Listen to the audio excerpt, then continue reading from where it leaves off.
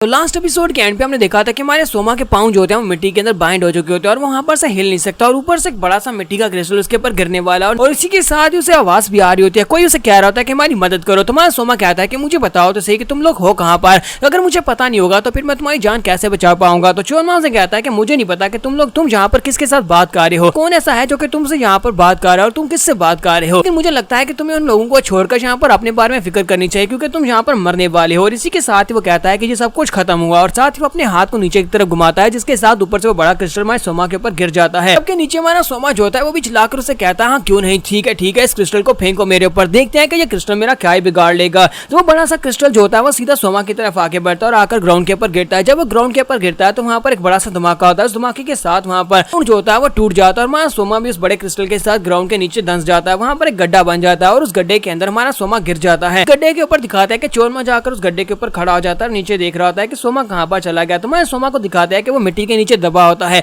तुम्हारा सोमा वहाँ पर मिट्टी के नीचे दबा होता है, उसकी यहाँ पे आंखें बंद होती हैं। इसी के साथ उस साइड के ऊपर से आवाज आती है, कोई कहता है कि हमारी मदद करो। एक उसे कहता है कि उठ जाओ, तो उठकर सामने की तरफ देखता है। हमारा सोमा अपनी आंखें खोलता है तो वहाँ पर सामने जेल खाने बने होते हैं, पर हमारा सोमा गिरा होता है वो जेल होती है, यानी उसके आसपास काफी सारे खाने सेल्स बने होते हैं जिनके अंदर लोग बंद होते हैं। उन सभी लोगों को देखता और कहता है क्या वो तुम्हारी आवाज थी, क्या तुम सभी लोग कह रहे थे कि मेरी मदद करो। उनमें से एक छोटा बच्चा चिल्लाकर उसे कहता है कि हाँ हमी ने तुमसे कहा था, प्लीज हमारी मदद करो, हमें यहाँ से बाहर निकालो। तो सोमा उठकर खड़ा होने की कोशिश करता है और साथ ही उनसे कहता है कि मैं तुम लोगों की मदद करना चाहता हूँ लेकिन इस वक्त मेरी अपनी हालत बहुत ज्यादा बुरी है, बताओ मैं तुम्हारी मदद कैसे करूंगा। इसी के साथ जब वो उनकी तरफ देखता है तो वो बहुत ज्यादा हैरान हो जाता है, उसे एक झटका लगता है क्योंकि वहाँ पर जेल के अंदर जितने लोग बंद होते हैं उन सभी की टांगे नहीं होती। देखकर काफी हैरान होता है और कहता है कि तुम्हारी टांगों को क्या हुआ। तो वो लोग कहते हैं कि हमारी टांगों को काट दिया गया है। तो कहता है कि यहाँ पर इसकी कोई भी खास रीजन नहीं है, यानी कि हमारी टांगों को काटने की खास रीजन नहीं है, बस ये है कि उन सभी लोगों का मूड बहुत ज्यादा बुरा था जिसकी वजह से उन सभी लोगों ने हमारी टांगे काट दी। उनमें से कुछ लोग ऐसे हैं जिन लोगों ने इनकी बात नहीं मानी, कुछ लोग ऐसे हैं जिन लोगों को हॉस्टेज बनाकर यहाँ पर रखा गया, कुछ लोग ऐसे हैं जिन लोगों से कोई गलती होगी, यानी कि कुछ लोग यहाँ पर नौकर थे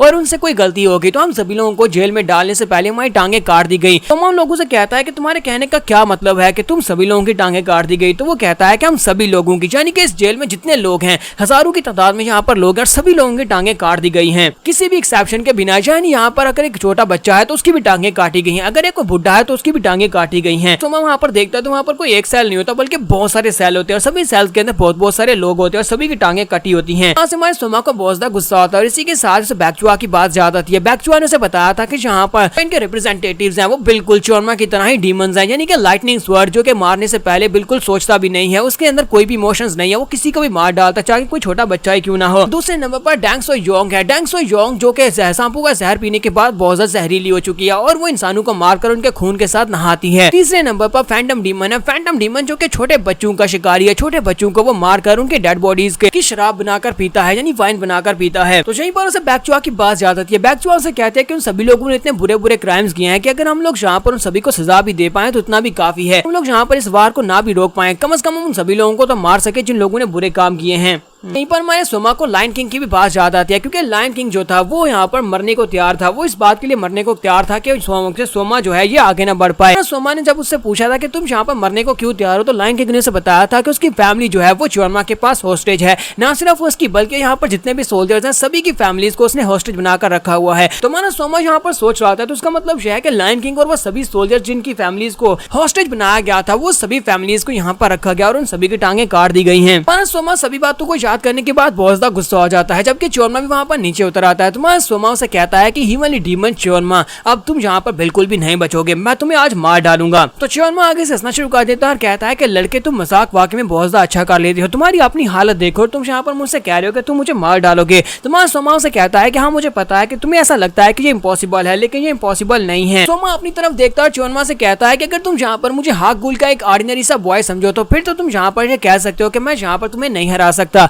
लेकिन मुझे खुद भी कभी कभी अपने ऊपर शक होता है कि मैं यहाँ पर ये बिल्कुल भी नहीं हूँ जो मैं तुम्हारे सामने खड़ा हूँ। उसे कहता है कि अगर मैं तुमसे ये कहूँ कि मैं इस वक्त वो बंदा हूँ जो कि कभी इस दुनिया में सबसे ज्यादा ग्रेटेस्ट हुआ करता था, जिसे तुम सभी लोग भी ग्रेट मास्टर मानते हो, क्या तुम इस बात को मानोगे कि अगर मैं तुमसे कहूँ कि मैं बाई रियोंग हूँ, फिर मुझे बताओ क्या तुम्हें लगता है कि मैं यहाँ पर तुम्हें हरा सकता हूँ। तो उसकी बात सुनने के बाद चोरमा कहता है क्या तुम्हें लगता है कि तुम बाई रियोंग हो। तो वो कहता है कि तुम यहाँ पर दिन में सपने देखना बंद करो लड़के, क्या तुम्हें वाकई में लगता है कि तुम यहाँ पर बाई रियोंग जैसे भी हो सकते हो। मैं यहाँ पर अपनी की हुई बकवास के ऊपर बहुत ज्यादा पछताना पड़ेगा, क्योंकि तुम बायरोंग की तरह बिल्कुल भी नहीं हो। इसी के साथ ही वो खामोश हो जाता है और कहता है कि जरा देखने दो, जरा रुको, मुझे यहाँ पर सोचने दो। देर पहले मैंने यहाँ पर इसको बहुत ही बुरी तरह से जख्मी किया था, मैंने अपने क्रिस्टल्स के साथ इसकी बॉडी को पियर्स किया था, लेकिन अब इसकी बॉडी के ऊपर एक जख्म भी नहीं है। चलो ये बात तो मान ली कि इसके पास इथेरियल बॉडी है, जिसकी वजह से आसपास की एनर्जी इसकी बॉडी के अंदर जाती रहती है, लेकिन फिर भी इथेरियल बॉडी होने के साथ साथ इसकी जो रिकवरी स्पीड है इतनी ज्यादा नहीं होनी चाहिए, बिल्कुल भी नहीं होना चाहिए। फिर साथ ही उसे झटका लगता है और कहता है कहीं ऐसा तो नहीं है कि इस कमीने ने ऑफ इमॉर्टैलिटी को खा लिया है, यानी कि इसने इमॉर्टैलिटी वाली जड़ी बूटी को खाया है। तो वो गुस्सा हो जाता है और कहता है कि लड़के क्या तुमने उस जड़ी बूटी को खाया जिसे इमॉर्टल फ्रूट ऑफ फिनिक्स कहा जाता है। तो सोमा उसे कहता है कि मुझे नहीं पता कि तुम यहाँ पर किस फ्रूट की बात कर रहे हो, किस जड़ी बूटी की बात कर रहे हो, लेकिन मुझे बस इतना याद है मैं यहाँ पर बायरियों की मार्शल आर्ट्स को परफॉर्म कर सकता हूँ, मुझे सिर्फ और सिर्फ इतना याद है, इसके अलावा मेरे पास कोई भी मेमोरीज नहीं है कि मैं बायरियों हूँ भी या नहीं हूँ। इसके साथ ही हमारा सोमा कहता है कि उसे याद है कि लास्ट टाइम जब वो याचा के साथ फाइट कर रहा था उस वक्त वो बेहोश हो चुका था, लेकिन बेहोश होने के बाद जब उठा था उसने अपने हाथ को सामने की तरफ किया था और वहाँ पर एक बहुत ही पावरफुल इम्पैक्ट हुआ था। उसने वहाँ पर खड़े खड़े बिना अपने पंच को यूज किए वहाँ पर की पावर के साथ अटैक किया था, जिसका इम्पैक्ट बहुत ज्यादा पावरफुल था। वहाँ पर उसने बायरियों की मार्शल आर्ट्स को यूज किया था और इस बात से याचा भी बहुत ज्यादा हैरान हुआ था। सोमा यहाँ पर फिर से उसी मार्शल आर्ट्स की टेक्निक को यूज करने लगा है। चोनमो से कहता है कि तुम यहाँ पर बार बार अपने आप को बायरियों कहकर अपने आप को दिलासा दे सकते हो, लेकिन असल बात तो यह है कि तुम यहाँ पर मरने वाले हो। सोमा कहता है कि मुझे नहीं पता कि मैंने पास में क्या कुछ बुरा किया था, लेकिन मुझे लगता है कि मुझे जो नई जिंदगी मिली है, इस जिंदगी में मैंने पास में जो कुछ भी बुरे काम किए थे उन सभी बुरे कामों का मुझे यहाँ पर मदावा करना है। जैसे अभी तक मैं जिंदा हूँ और मुझे लगता है कि मैं यहाँ पर इन सभी लोगों की दुआ लेने वाला हूँ। सोमा से कहता है कि तुमने भी अपनी जिंदगी में बहुत ज्यादा बुरे काम किए, बहुत सारे लोगों की जानें ली हैं, लेकिन अब मैं यहाँ पर तुम्हारे लिए सिर्फ और सिर्फ एक ही काम कर सकता हूँ कि तुम्हें यहाँ पर हरा दूं सभी लोगों के लिए, और मुझे लगता है कि तुम्हें इन सभी लोगों से पहले माफी की भीख मांग लेनी चाहिए। मैं यहाँ पर वादा करता हूँ कि मैं इन सभी लोगों को यहाँ पर से आजाद करवाऊंगा और सभी लोग अपनी अपनी फैमिलीज के पास वापस जाएंगे, अपने प्यारों के पास वापस चले जाएंगे।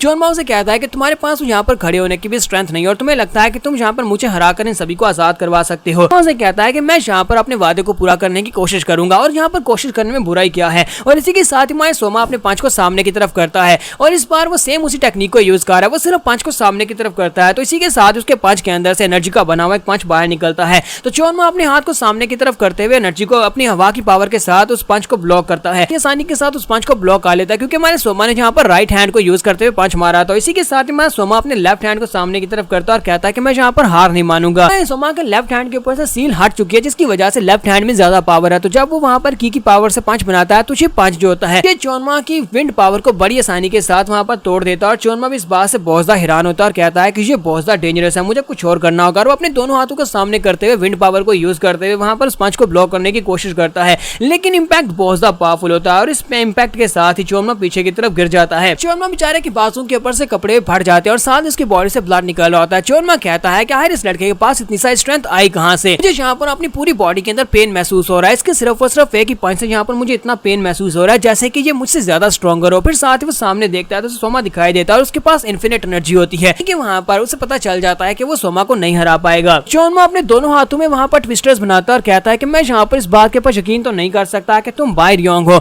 लेकिन अब यहाँ पर इतना जरूर कर सकता हूँ कि मैं अपनी बची कुछ फुल स्ट्रेंथ को यूज करूंगा। मैं यहाँ पर बिल्कुल सीरियस होकर फाइट करने वाला हूँ। यहाँ पर हम लोग अपनी एपिसोड 54 का एंड करेंगे और नेक्स्ट एपिसोड में हम लोग इसका दी एंड करेंगे, सीरीज का दी एंड नहीं करेंगे बल्कि चोरमा का दी एंड करेंगे। तो एपिसोड की एक्सप्लेनेशन अच्छी लगी हो तो कमेंट करके जरूर बताइएगा, चैनल को सब्सक्राइब कर दे, वीडियो को लाइक और शेयर कर दे। शुक्रिया।